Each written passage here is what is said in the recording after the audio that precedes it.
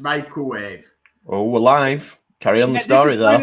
As a family, we went absolutely mad that you could do baked potatoes in the microwave in 7 minutes. And we lived up and we're just having baked potatoes all the time.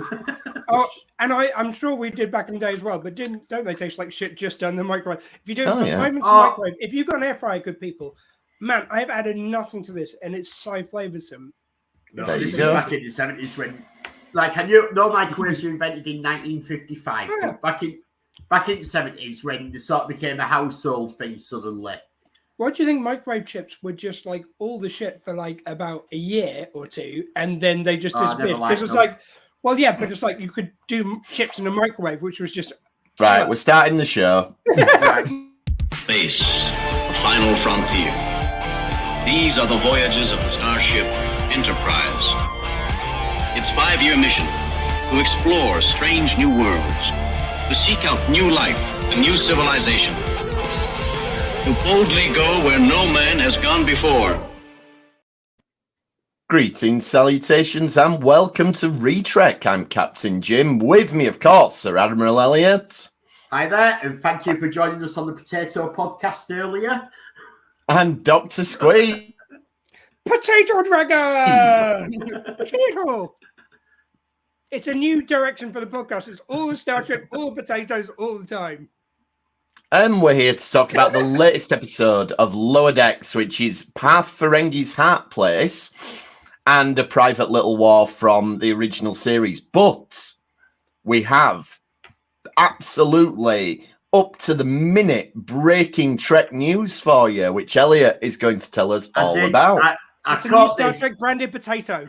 I caught this on Facebook literally 20 minutes ago, and the post was 6 minutes old then. And this is awesome, awesome news for all of us Star Trek fans.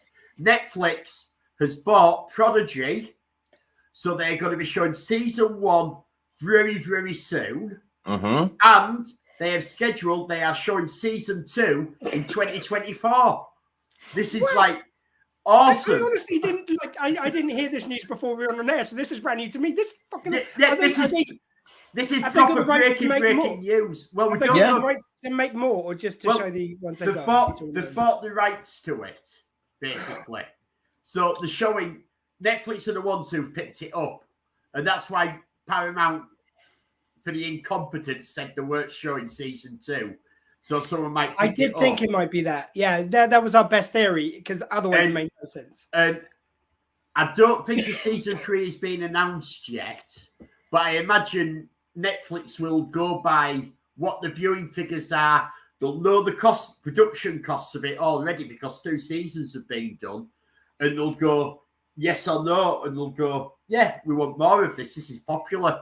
I reckon it's going to go gangbusters on Netflix. And to be honest with you, this also does finally make sense of why Star Trek Main, if you will, hasn't mentioned it for a while. Because usually when you do these deals, there is just don't talk about it for a while. Let them kind of take the reins. There's usually a grace period whereby the people who are previously making money off it, even though they'll make money off this deal somewhere or another, usually won't want to talk about it. And the people who do want to have usually got to wait a certain period of time before they announce it, which is now.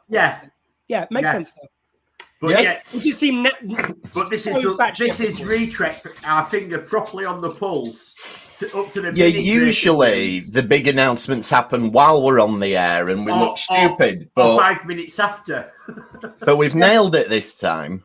Sorry, I did this for finger on the pulse. That's speciesist. I'm sure there's some which have got nasal pulses and everywhere else. So that's that. Sure, there are. Really good breaking Star Trek news. And the other thing, Netflix tends to do 3 or 4 seasons with its animated shows. So I really wouldn't be surprised to see more. So that's all great. It does seem like there was an arc heading for that. They're going to think of this out there, that we have got new Trek and we own sole rights to it. They're going to make it, as long as they've got enough viewers to cover the cost of making it, Netflix will probably keep making it just to go put the fingers up at CBS and Paramount. Also, have you two thought about the best thing about it for specifically your viewpoints? I mean, like, I'm kind of joining this now as a bandwagoner, but, you know, with Robert Batrium's recent comments, like, okay, they've already done season 2. Season 3, episode 1, killed off. Like, Netflix won't want that baggage. Yeah. It's like, oh, we brought him back and, he died on the way home, though. Oh, no. Yeah. Oh, no. I'm not sure I'm mentally prepared to witness the end of Chakotay. Oh, well, you haven't got the popcorn in yet. No, that's it. Anyway, on to the one animated show then that is available on Paramount Plus, Star Trek Lower Decks and Parth Ferengi's Heart Place, which... Do we want to mention the very, very short treks at all? Oh, yeah, we can cover the very, very short treks. Can we cover them next week? I still haven't watched the last one, so can we do Okay, next week. Next week, we'll do a full rundown of all the rest of them. Just quickly, when we do get to the bit in the, you know, when they're on their date in this, remind me, because that's very heavily, as I don't know if you guys went there, but like it's very heavily themed on the Las Vegas Star Trek experience. I've got a story. No, never went there. Got a couple of stories you might like. Yeah. Right. Well, I will remind you by talking about it.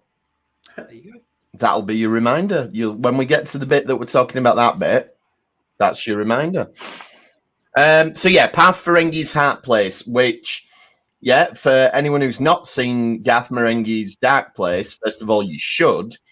But I imagine there's a lot of people in America who probably have never come across it. And it was just a crazy Channel 4 comedy meant to be video nasty that had resurfaced, and yeah, it's just utter madness.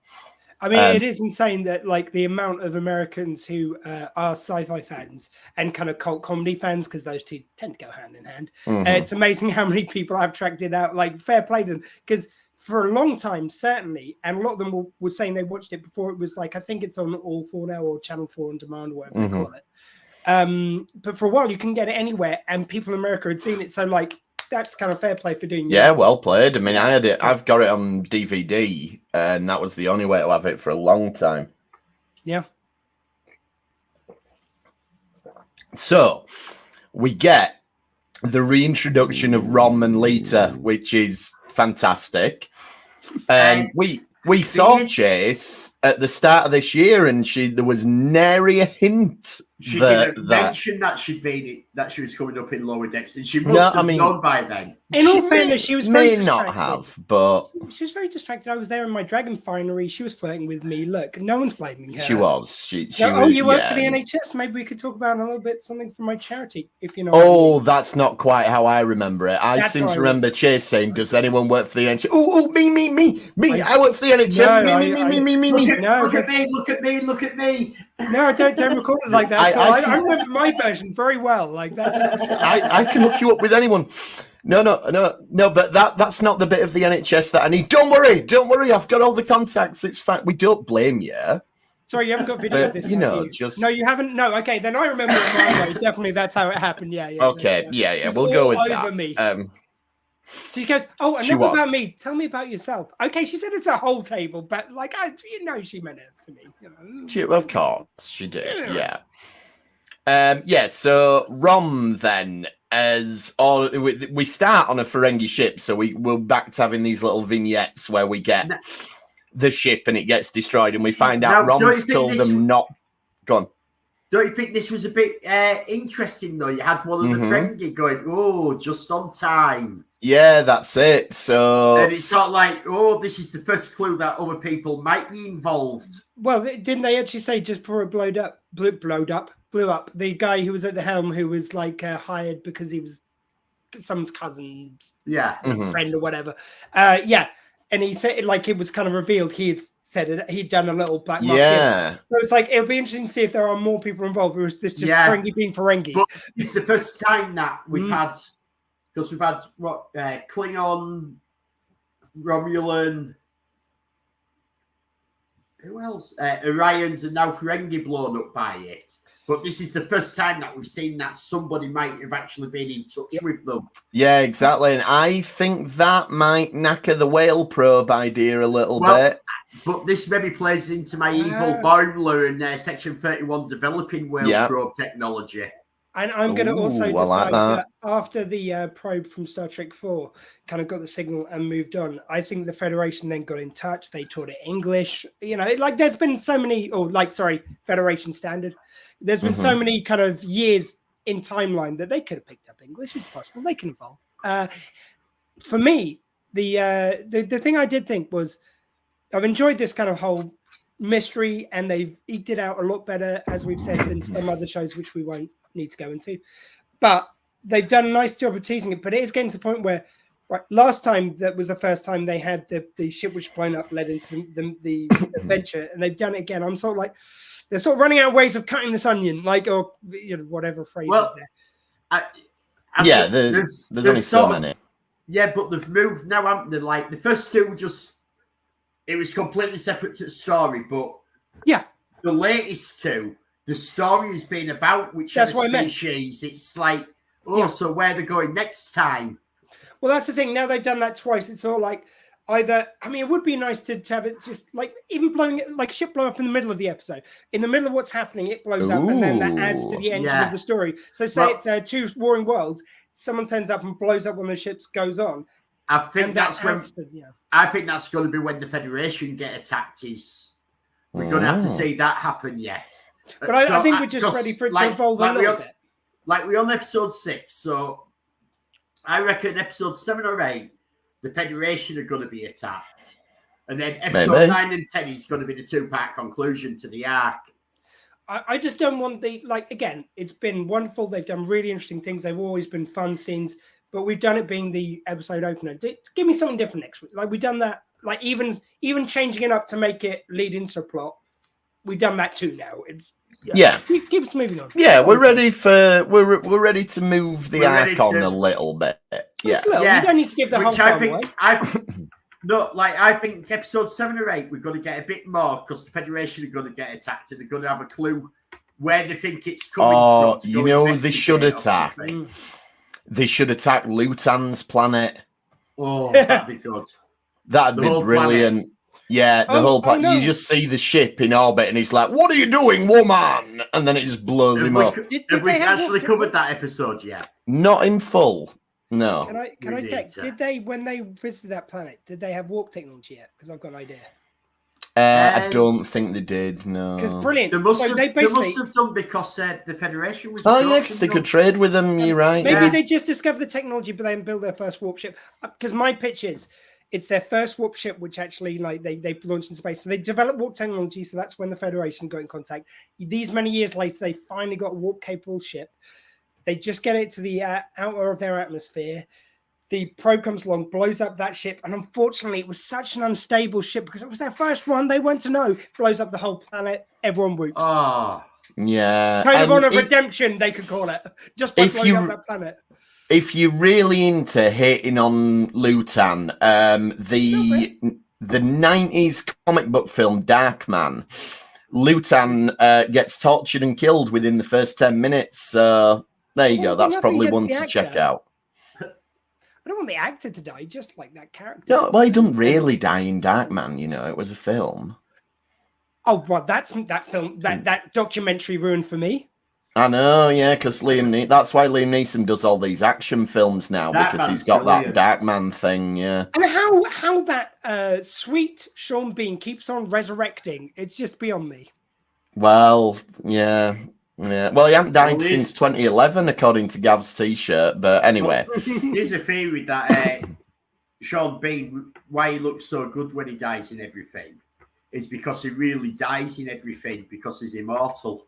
Yeah, he's a proper method actor. Yeah, documentaries. Yeah, he's several thousand years old. I can believe that. Yeah, he is like that's why he doesn't age either.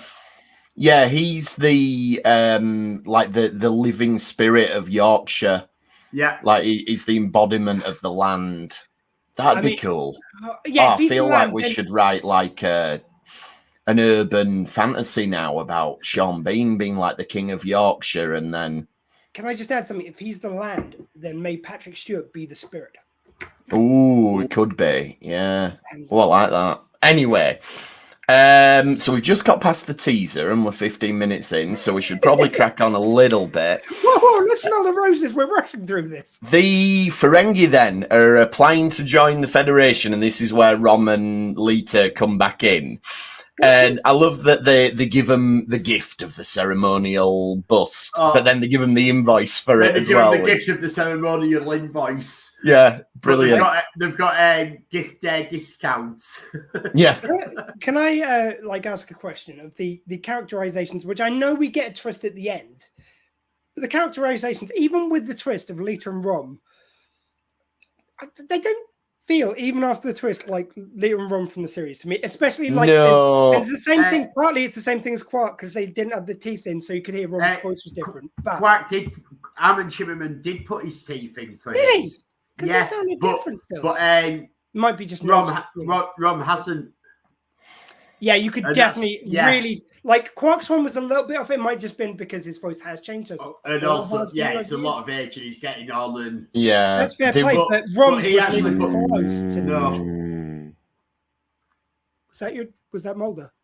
Oh, sorry, that was not my dog. No. Oh God. There's a microphone which I was using the other day, which is on the floor, which obviously is on, and we're like leaning into it. Oh, there we go then. So don't be blaming my dogs when it's your dog. And you put a microphone up to her. Exactly. Look, we know you want her on the show, but miking her up, it's just...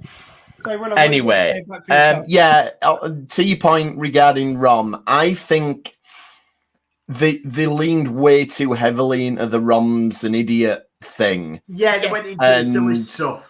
And we know canonically that Rom isn't an idiot. And it was almost like if you'd only watched season 1 of DS9 or season 1 and 2, and somebody said, write some scenes for Rom, that's probably what you'd come up with.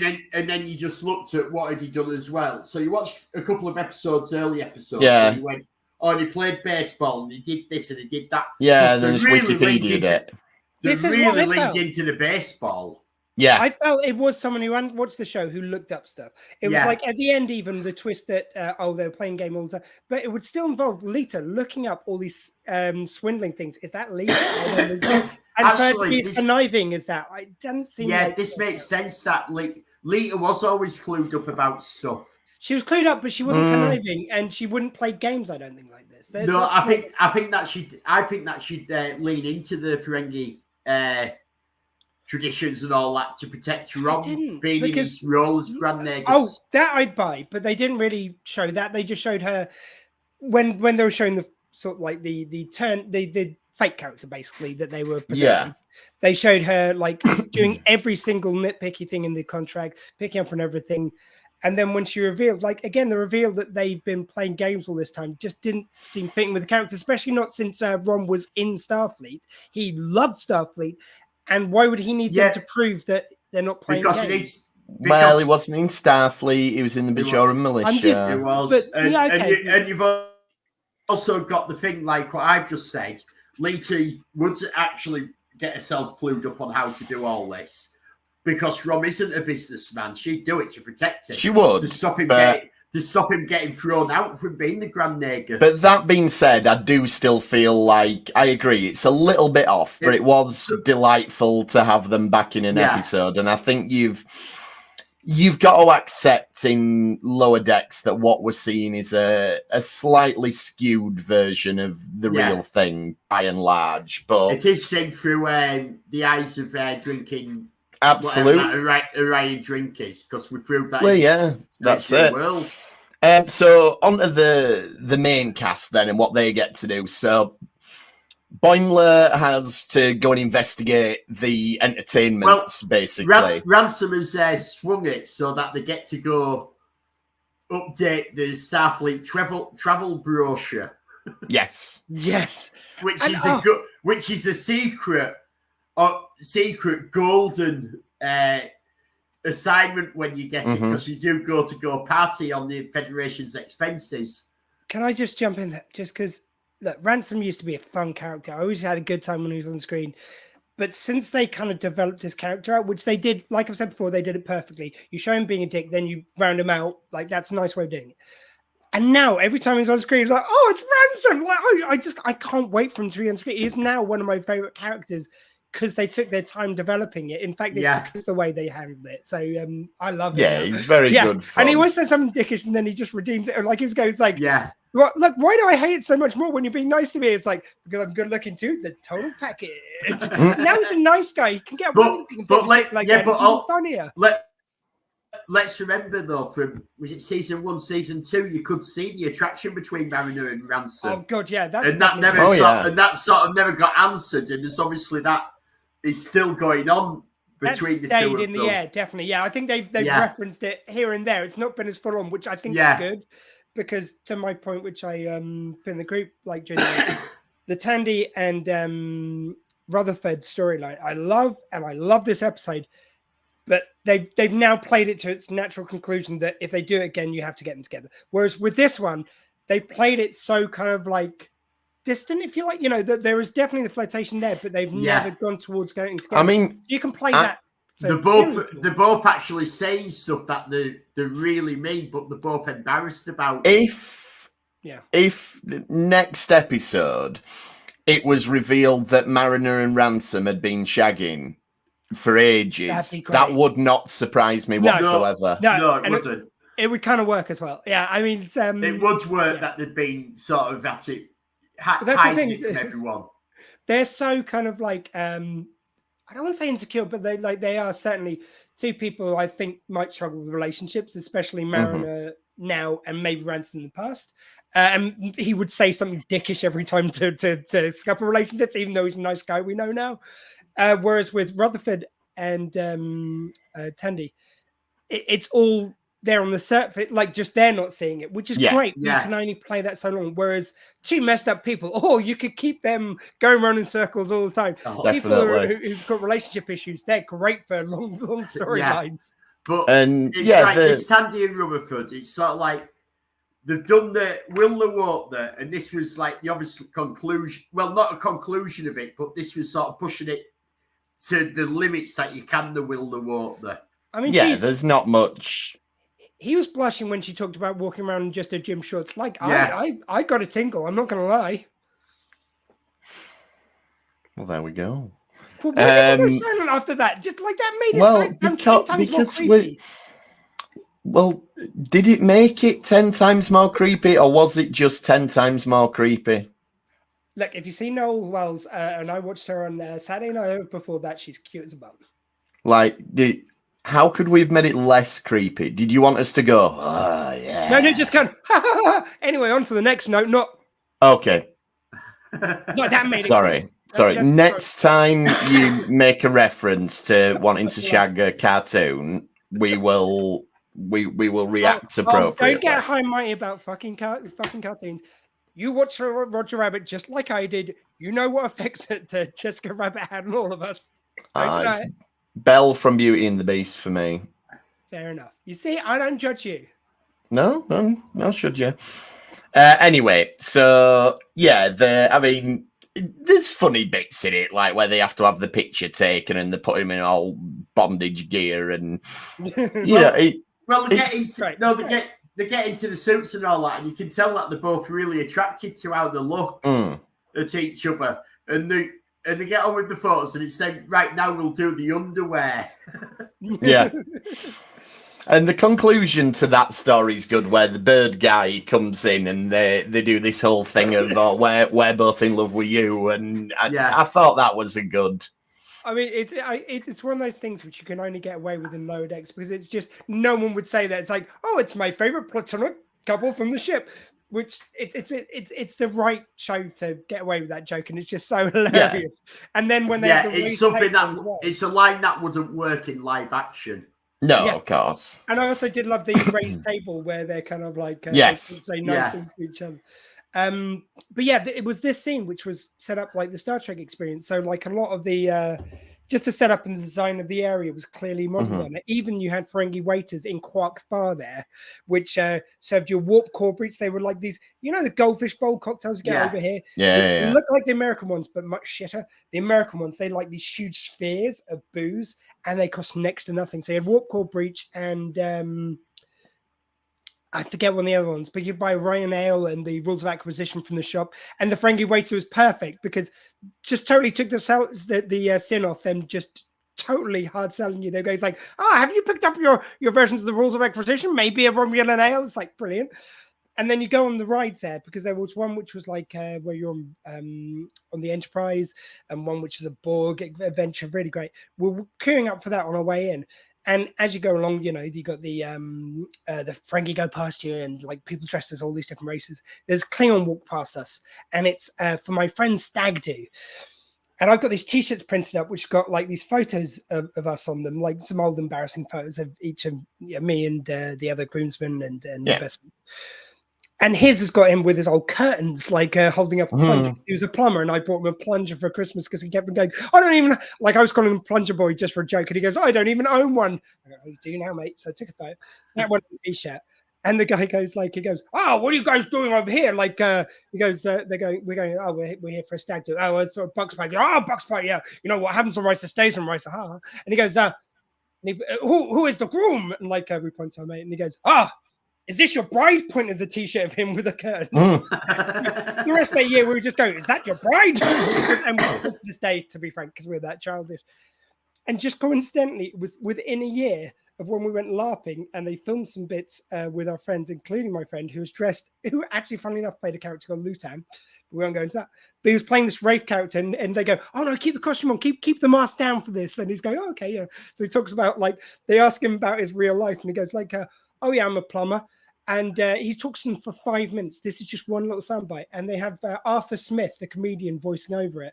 And they go, it's like, they talk about all the different people. They show bits of interview. And then they go, but what do these stout warriors and beasts of the woods do in their real life? It's like, oh, I'm an accountant, I'm a banker. And then it flashes to him in the Wraith outfit going, I'm a plumber.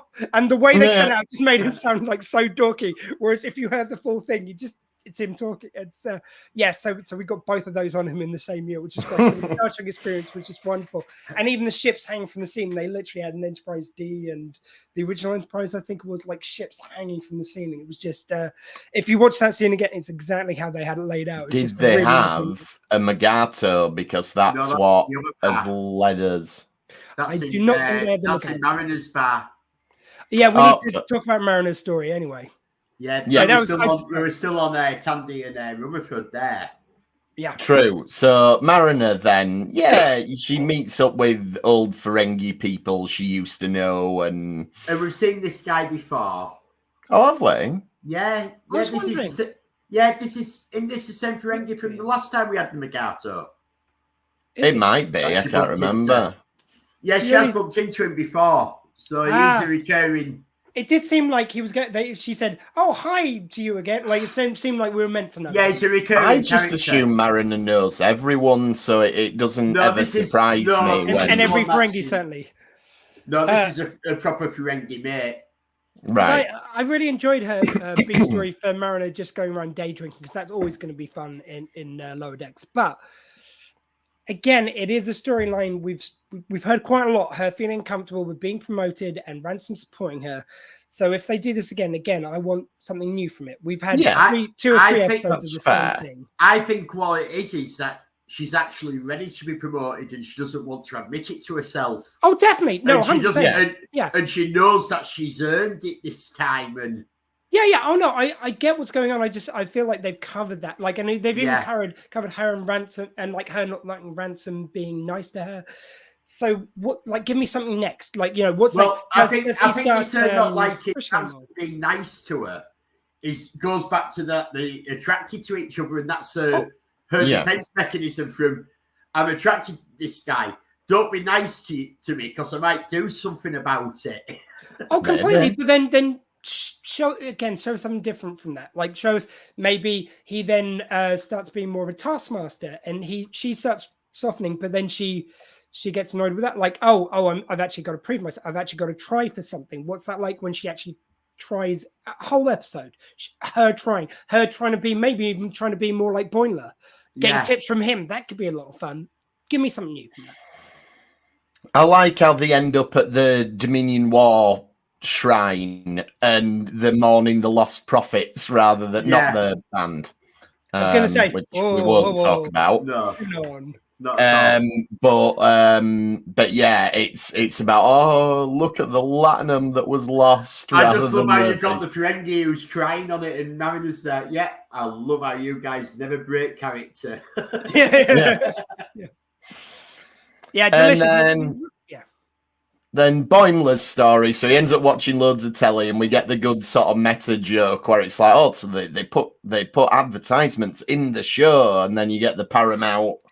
That was delicious. Yeah, that was really nice. Yeah, and I love, like, usually if they've got a C plot, usually the story's in danger in a lot of Star Trek shows. Let's face it. However, this was just a fun little throwing a few. It's a little fun running joke. More than a story. To be fair, this episode has 4 plots. This has 4 stories. Yeah, it's true. But it's sort of like because and I think it's really clever that they've done this with 4 stories, because you don't realise there's 4 stories going on, how it's done. No.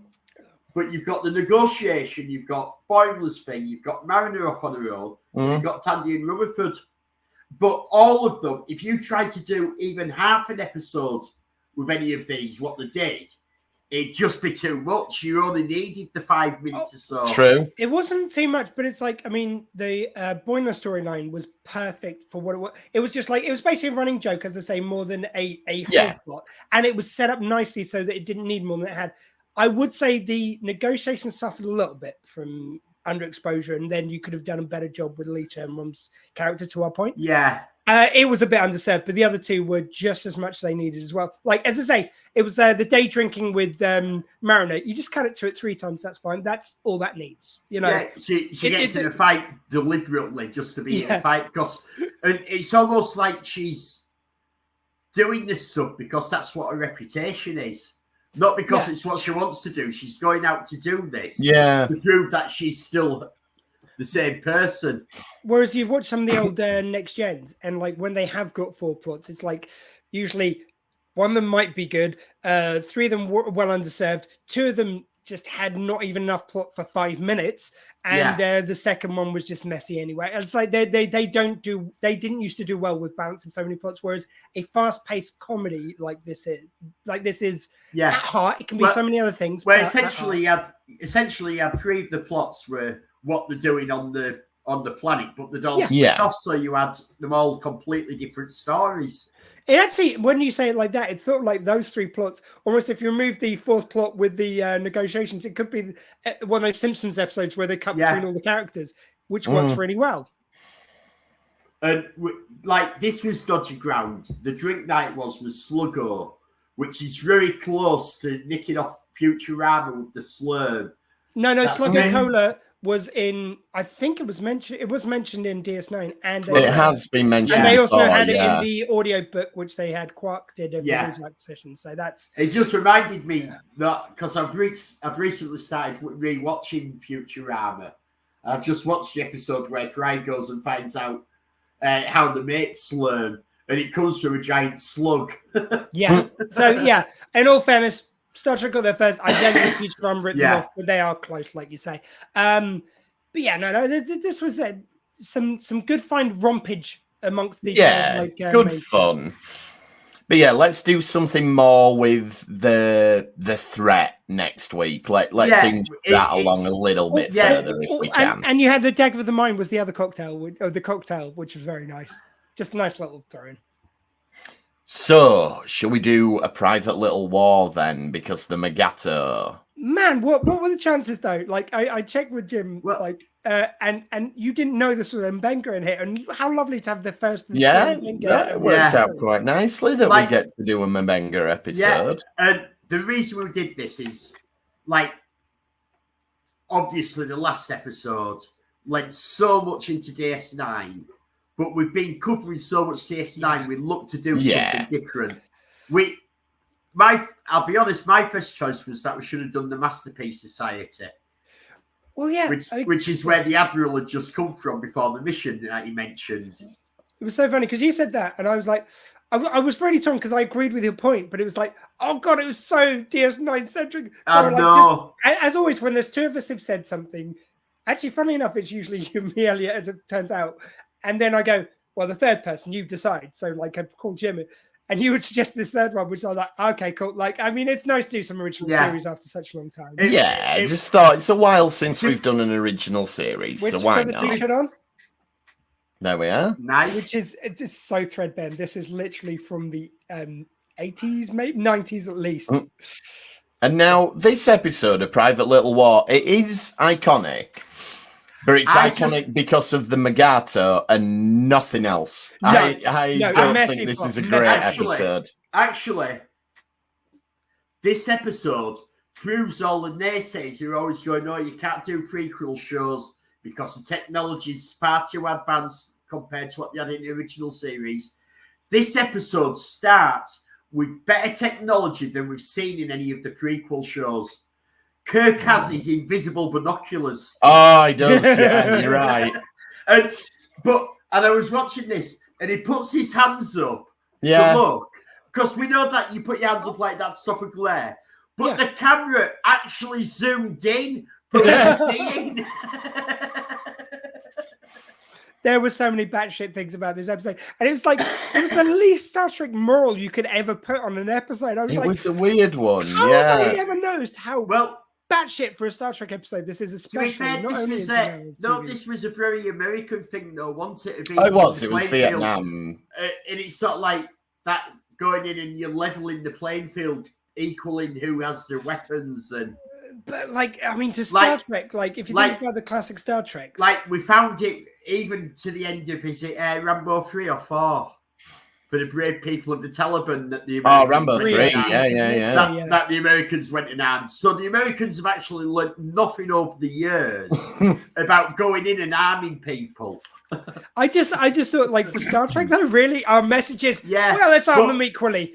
What? But I think this is due to it being an American show, and they honestly think this is a sensible thing to level the playing field because that's their philosophy. And in all fairness, I know we do say a lot, which is true, that the network forced Roddenberry to be not as progressive as he wanted to be. However, let's face it, there are some chinks in Roddenberry's armor of what he wanted to be and what he wanted Star Trek to be. And maybe some of his attitudes at the time, which even evolved by Next Generation somewhat.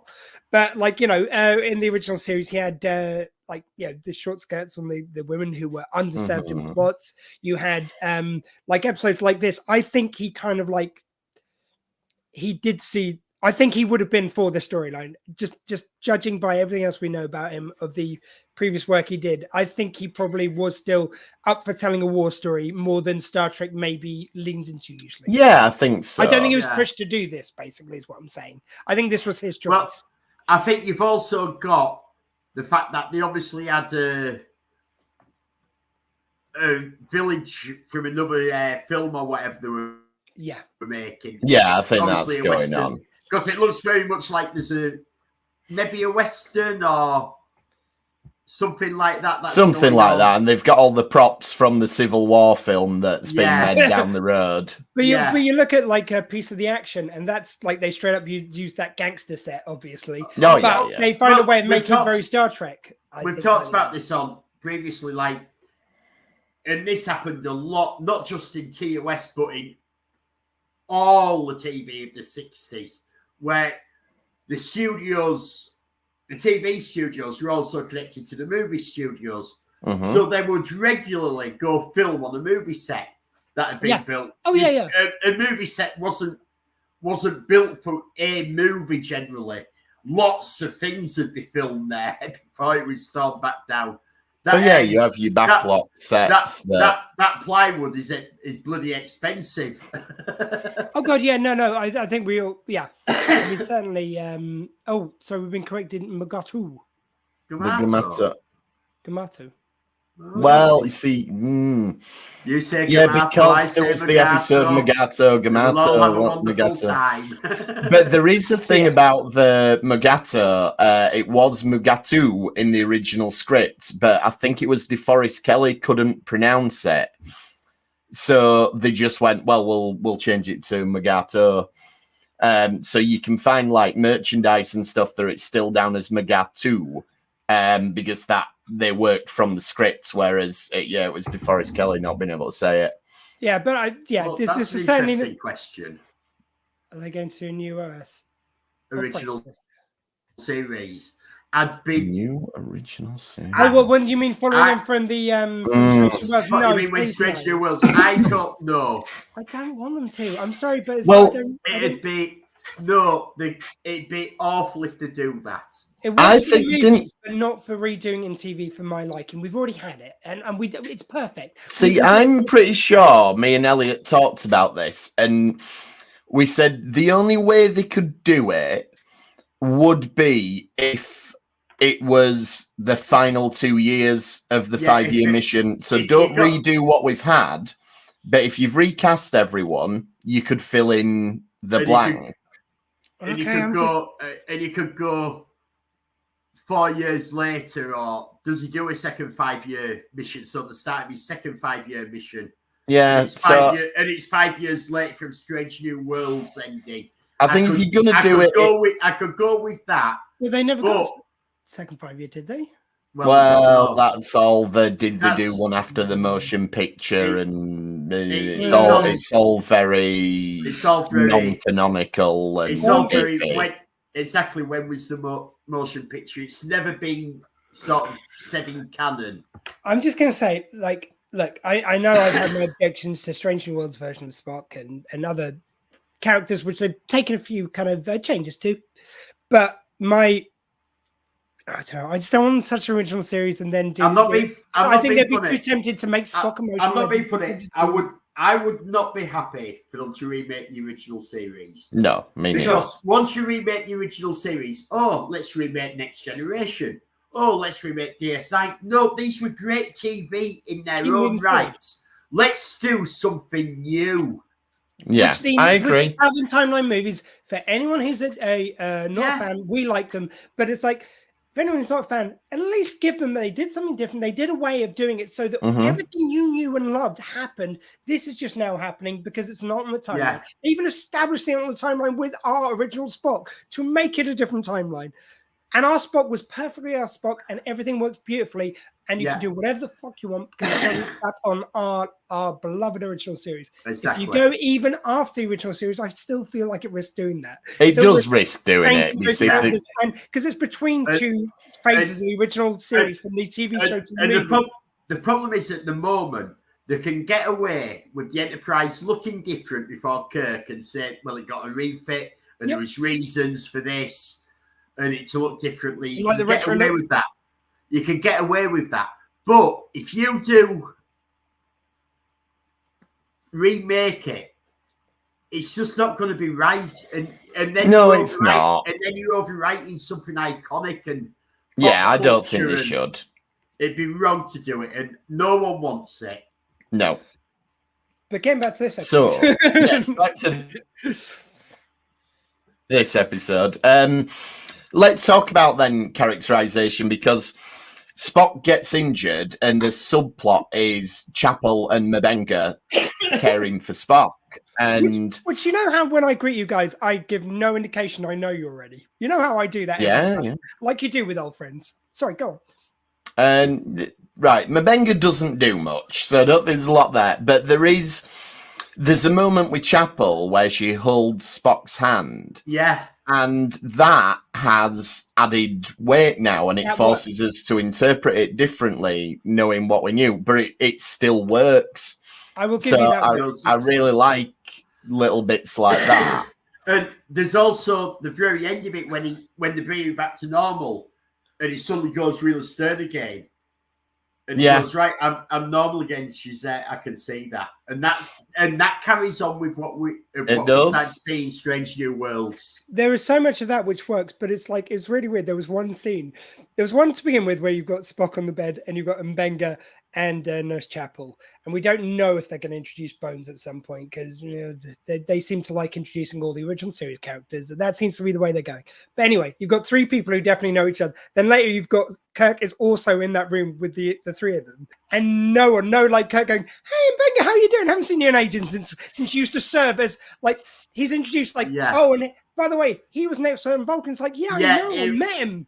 So far. Bones introduces him as if Kirk doesn't know who he is as part of his staff. Yeah, and there's definitely liberties which you have to certainly ignore certain bits. As you do. Yeah, the Chapel Spock bit actually works the best in this episode. Yeah, it does. Very good. The other episodes of them too. And what they should have done, if Kirk does know the real Mbenga, he should be like, "Hey, Mbenga, there's some Klingons fucking around down there. Do you want to go down and get that sorted?" You've got any of the old... I mean, sorry, whatever junk you're on to make this... We'll all look the other way, and then if we come back down and all the Klingons are dead, we'll just go, "Oh." Like the fact Mbenga is still on the ship, so we've got to assume Mbenga has never left. Oh, yes. I thought he'd left and come back for this. Well, as a specialist. Well, we don't know this, but I'm just saying that's But what you've got to think is why didn't Kirk just let him through loose every time that they met Klingons? Exactly. Klingons that have run a fucking mile. Oh, I mean, presumably it's because Mbenga doesn't want to kill Klingons willy-nilly, but. All Kirk has to do, every time he's got a Klingon problem, he's got them on view screen talking to them, is Mbenga to Ridge. And they'll bugger off. Yeah. All I'm saying is, I mean, probably Mbenga's pissed. If he's on the ship the whole time, because I didn't even consider, I thought he was brought in for this mission, and I know it's another episode, but if he is on the ship the whole time, probably the reason why they didn't put him up against the Klingons is he goes, "Oh, sorry, why don't you get your new chief medical officer to do that? I'll fucking just piss around in my quarters because I'm just a junior doctor now." Apparently. I think he's going to step down at the end of Strange New Worlds. They've got to have prepared themselves to give us a reason why. There's got to be a reason why. I think. Sorry, go on. No, I was agreeing with Jim. There's got to be a reason why he's no longer the chief medical officer, but we can still see him in the original season. Well, what I'm going to say, I think they're going to play it as I took it. I mean, I think I took it this way because I know Mbenga from Strange New Worlds now, but I took it he had come on board for this mission. The season 3 episode, which he's also in, I found out. I take he comes back on. I actually want to read. I'm going to rewatch that to find out if they mention if he's like, "Oh, I've just come back on board," or "I've just visited." Yeah, it'll be another one that we'll get an explanation. Somebody will write the Mbenga Chronicles, and we'll find out what he's been doing. And just to add to that though, because the thing is, if we go by your theory that he stepped down, that makes sense for the Mbenga which we've seen in Strange New Worlds because he looks much. I know he looks great, by the way. He looks cut as hell. I believe every single scene where he's fighting, more so probably than this guy. But this guy in this episode looks quite a lot younger than him. Like he doesn't have the beard, but it's like he just looks younger. I feel like he's a seasoned vet, the version which we see in Strange New Worlds. I reckon there's going to be a youth potion in the meantime. I reckon at some point in Strange New Worlds, Mbenga is going to become clean shaven. So we do get the clean shaven. Maybe. And get 10 years younger at least. We'll go back to the classic. Maybe Mbenga will die and we'll go, "Oh, well, it wasn't Joseph Mbenga. It was his younger brother, Steve." Mbenga. No, the fact that the age, that doesn't bother me because it doesn't. It doesn't, but I'm saying. But I think with a beard, that was my point. A beard is somewhat different. Where, when does he lose the beard? And no. What all I meant was not that it bothers me. It's just more that the idea that he stepped down from being chief medical officer works for the age that he is in Strange New Worlds, whereas this guy we see is quite a younger guy. Like, I think he's in his 30s. To be fair, he's close to 50. I'm just spitballing here. I'm thinking with Mbenga, he steps down due to stress or PTSD or so. It won't be a nice reason. So they like torturing Mbenga. He's like the O'Brien of it all. Yeah, they're trying to make Mbenga into O'Brien. Yeah. So we'll talk about the A plot. I was off to ask one last question on this. So far in Strange New Worlds, has Kirk actually met Mbenga? I couldn't swear to it, to be honest. I couldn't, but I think he has. I think because that's where it gets. Like, to just see him in passing is completely different to meeting him. Because I can't imagine if Kurt met him as chief medical officer, he'd forget he was chief medical officer of the Enterprise. Well, I was just singing speaking in the musical episode, apparently there was a cut love song between Mbenga and Kurt. Of course, yeah. Right. So it sort of has happened, but it didn't make it to the screen. Fair enough, yeah. They do a song where he's like, I want to be your junior doctor. It was called I Need a Doctor. Yeah. So the main plot then, I mean, it's a load of it's not great. But it's one of these where one of us has been here before, so that they can just do a quick. I had a question actually. Sorry, you brought up Klingons before. I mean, I'm sure I must have missed it where they very adequately explained this, but why the fuck do the Klingons care about arming another species? Like the Klingons in every other episode, even in the original series, just care about the glory of the Empire, and now they're randomly giving some people on the planet. Like, did they explain this? Did I just? Yeah, because this is a protected world. That's been decided. That they've all, and obviously they've all agreed in a treaty. This is part of protected space. It's not Klingon or anything. So they can't just go in and claim it. The Federation and go in and kick them out. So they can't do the normal thing. So what they're trying to do is arm one side to wipe out the other side, and they'll actually petition to join the Klingon Empire. Yeah. Is that it? Because they did. Did they say that? They do basically. I was with you up until the Klingon Empire bit. I didn't remember them mentioning becoming pregnant. There's part of it when he's talking about how this is the new upgrade, and you'll notice that it holds the powder better, so you don't get I was with all that. And we have to do it rifling, and he does say during all that that eventually you will be a governor of a world in the Klingon Empire. You'll be part of it. I think that's the one crucial line I was missing, because it was like, there you go. The Klingons give a shit if this wins over that. They don't. Yeah, it's because there's a treaty where the Federation and Klingon can't interfere in the only allowed to go down for. It was just that line to study botanical things. Yes, we've got this treaty, so the Klingons are interfering. Yes. Yeah. I got all that. It was that last line. With one side to sort of going to keep it sort of arming them more and more, bringing their technology up. Far more rapid again, I was following all that. So that the last line, and it's so like basically the villagers. Like, why one village is going to make the difference between the entire planet?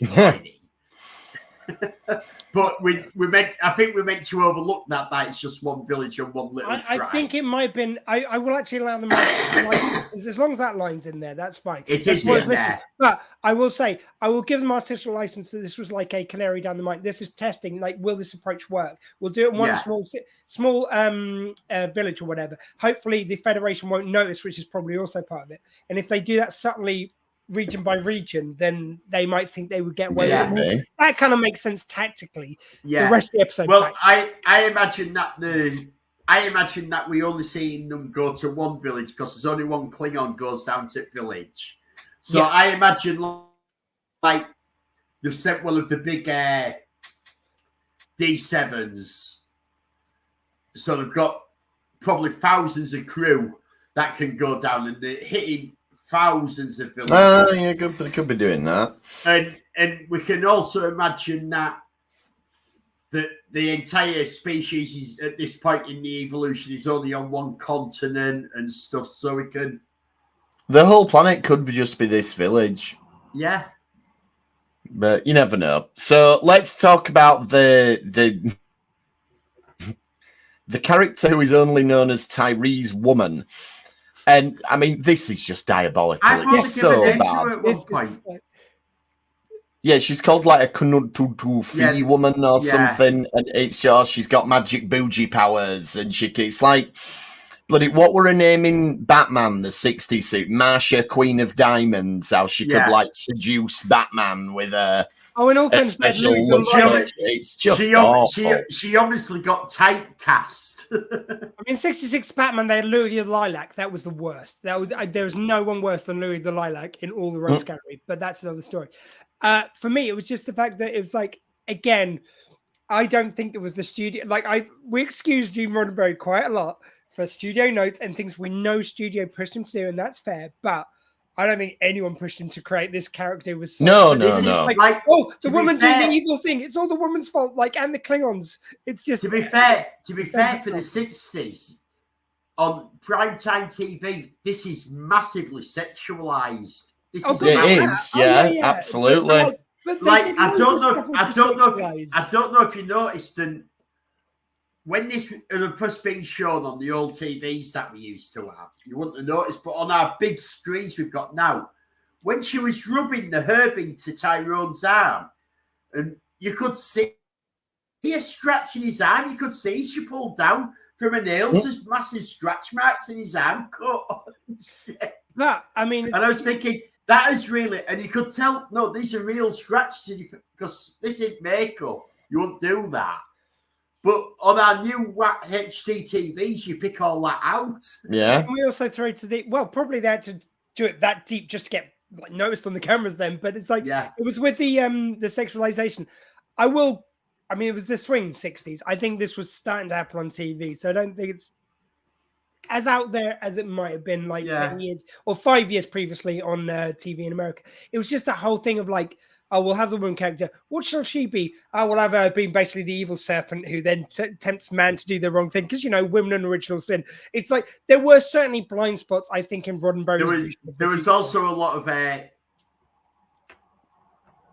what's it that they have? The evangelicals in America have a big scene, a lot of stuff. Oh, yeah. And they have a huge political sway. And sway into what networks do. Oh, I think that was there, but it's like, I think maybe, sorry, I said the vision, whereas Gene Roddenberry's vision for the future was perfect. However, his execution, because it was still a man, I'm not even dissing him. It's just like, let's face it, none of us are perfect. We will do shit, which is outside even what our vision of right is from time to time. None of us do the right thing all the time. And I think this is just a sign that he was a man who maybe fell into the trap of women being used in a certain way on TV, more than he even realized.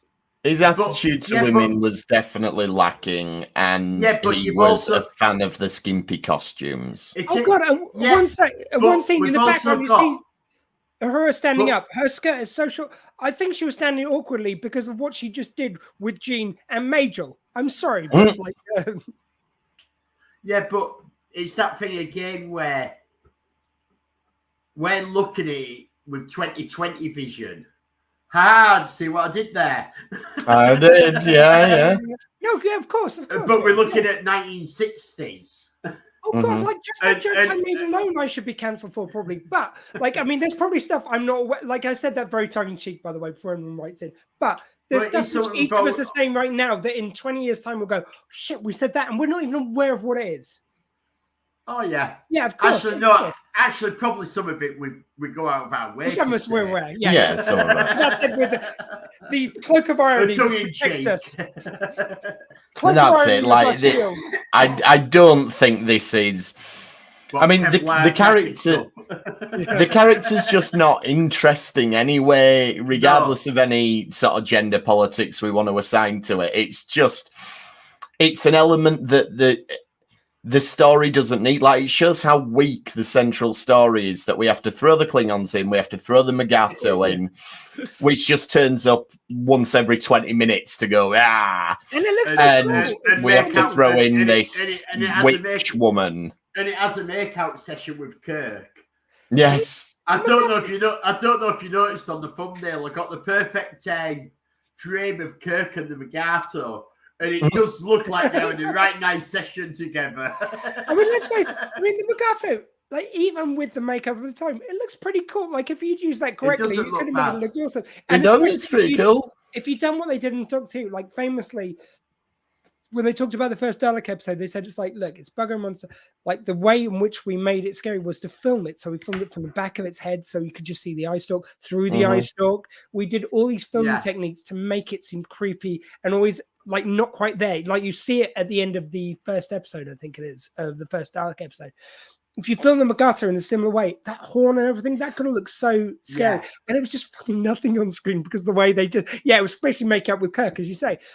And it's just such a waste. I like its little silly tail that's like fixed in. It's got one of them things that like holds up the back of it. And Can we also throw in when Kirk does like because he's going through this whole thing of like, no, I'm not under her thrall. I'm doing the right thing, Bones. I'm trying to save these people by arming them equally to the other people because that's war, because you've got to arm people equally and blah, blah, blah. Does all this justification. Then as soon as he's in the presence of this woman, she goes like, don't you want to smell this flower? He's going, no, I'm not interested. She goes, no, really, smell this flower. And he doesn't go, whoa. Like there's something dodgy about that flower, I think. The fact that you've tried to ask me to smell it 5 times and I've deflected and you still want me to smell it, I think I might avoid that one, you know?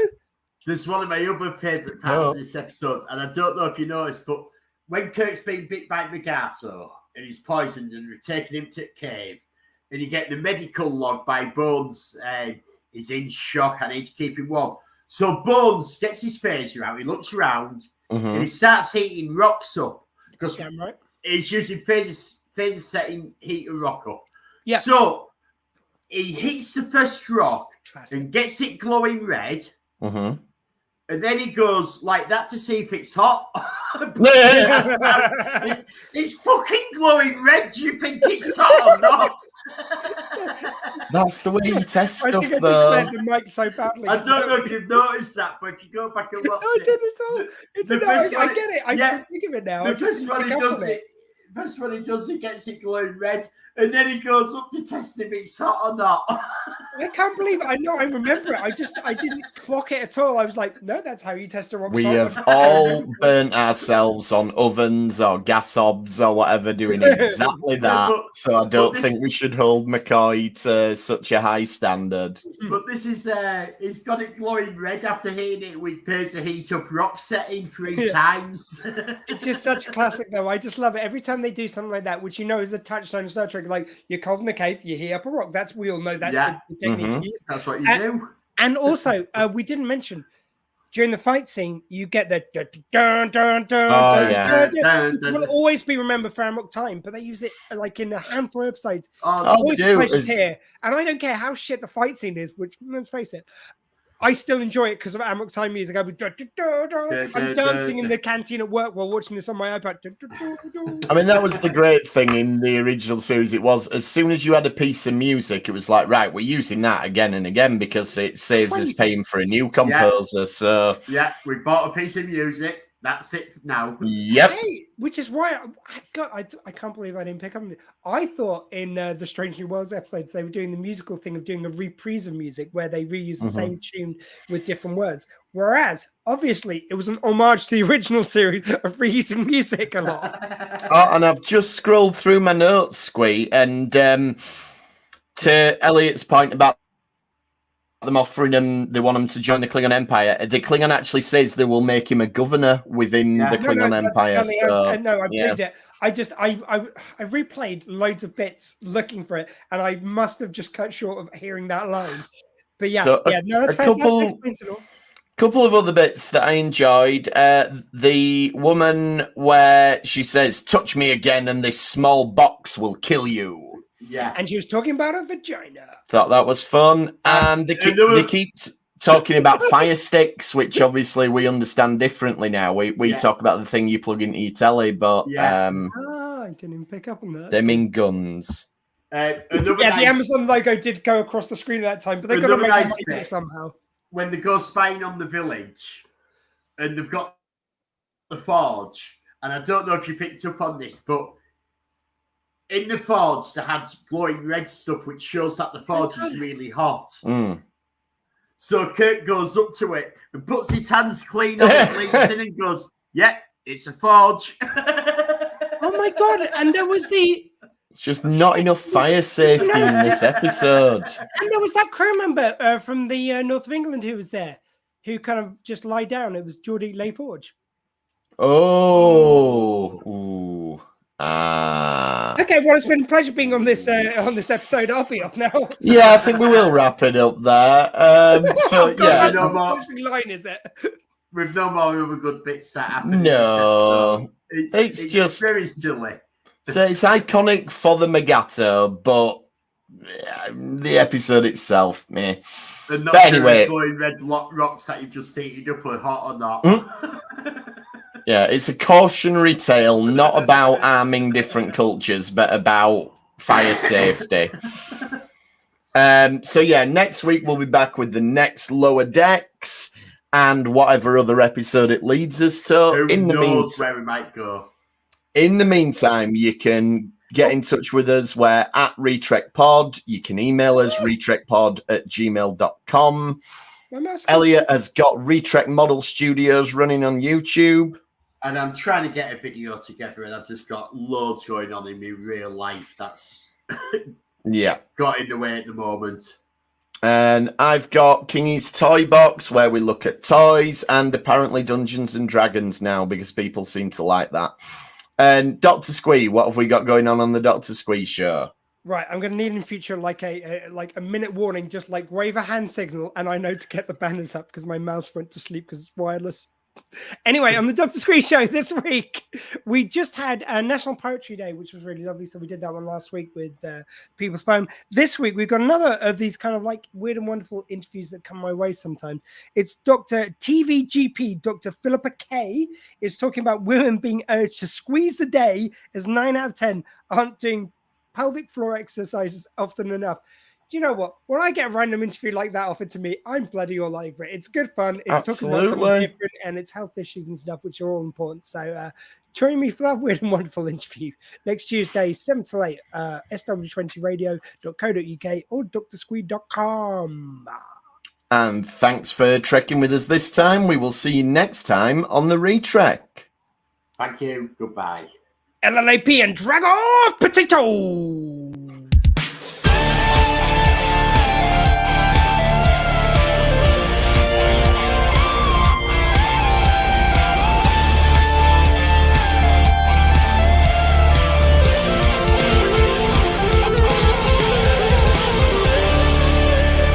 Fascinating.